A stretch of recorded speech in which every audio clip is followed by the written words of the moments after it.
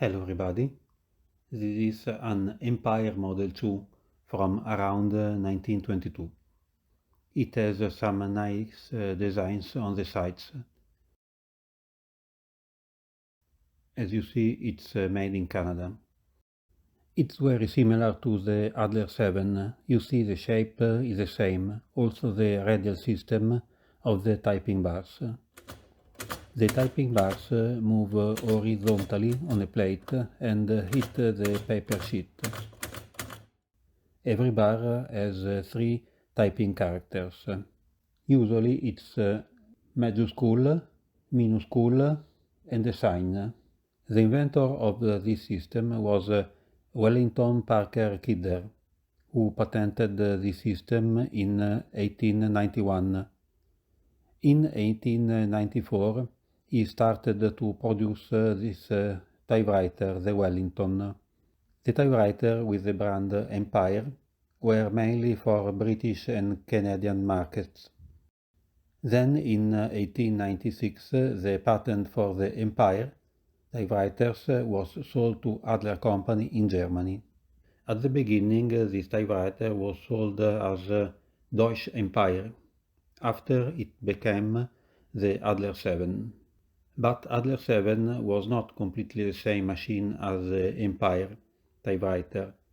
Many improvements were made and the Adler became known as a reliable and long-lasting typewriter. On the ribbon wheel there is droite, it means right in French. Let's start to see the keyboard. There is the AZERTY layout, so could be a keyboard for France. Since every typing bar has 3 letters or signs, on every button there is a letter with its majuscule and minuscule and a number or a sign, or 3 signs. There is the FR, symbol for the French currency, the franc, the C, so you can write comment ça va, and there are the accented I and E, the same in Italian. This is the shift for majuscules, and this is for symbol and numbers. Chief stands for chiffres. This is the shift block.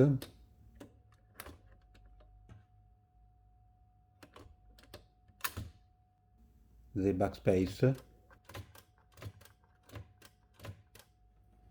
Margins are set with these sliders. This on the front is a margin bypass. You can see the mechanism moving on the back. If you set the margin here, you can press this button to bypass the margin, but the margin is still set where you placed it before. On the front there are also this lever and this button. After the bell rings, 11 characters may be written before the keyboard stop, preventing further keystrokes.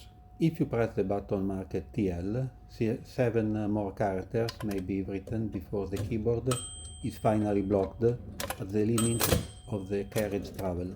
If the operator prefers not to have the keyboard block come into operation until the limit of the carriage travel has been reached, and to rely upon the signal of the warning bell, the TL button should be pressed in, and the little pin has to be pushed to the right.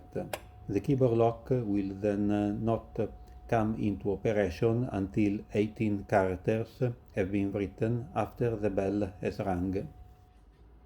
This is the tabulator, of course.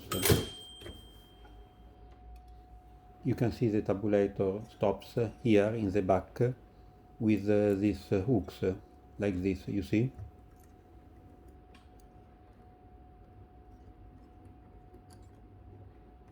Now the tabulator stops are set, and when you press the button on the keyboard, the carriage stops here. Again.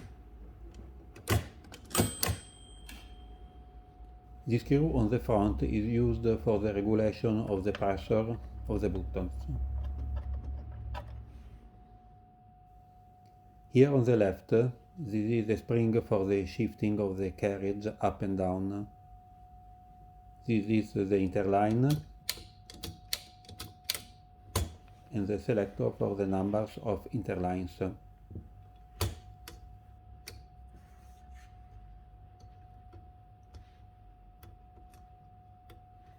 This button is to adjust the sheet of paper.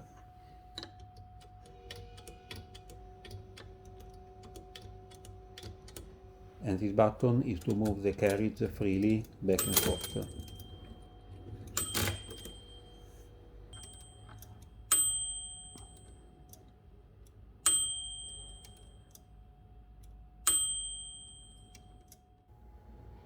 Let's see the inside.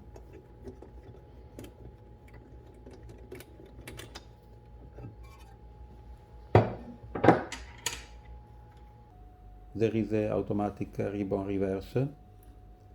You see the mechanism of the bars moving. The bars slide on a metal plate and hit the roller.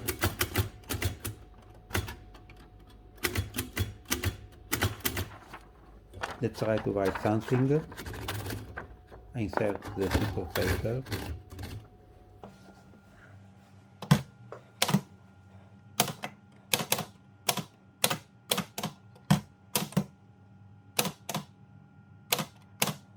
Still working nicely. Thanks for watching.